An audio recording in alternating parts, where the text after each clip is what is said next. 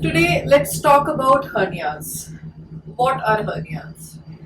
Hernias are a weakness, or rather a hole in the abdominal wall, muscle, and soft tissue, because of which the organs that should be inside the abdominal cavity they come outside the abdominal cavity. They do not come out of the skin. Skin is usually still intact in most hernias.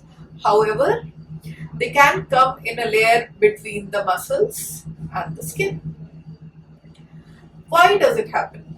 Now, hernias can happen due to a weakness at a particular point, or they can happen due to weakness of the entire abdominal wall tissue itself.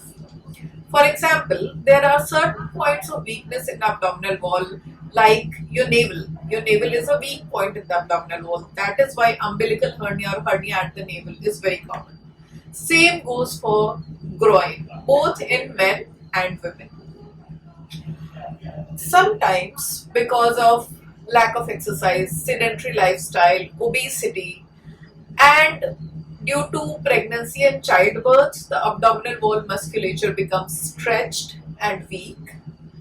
And then, just like any weak cloth, it starts tearing up at the point of stress and strain, and there are holes in that.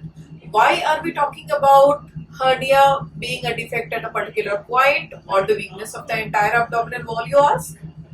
It's because the treatment of the hernia depends on the same.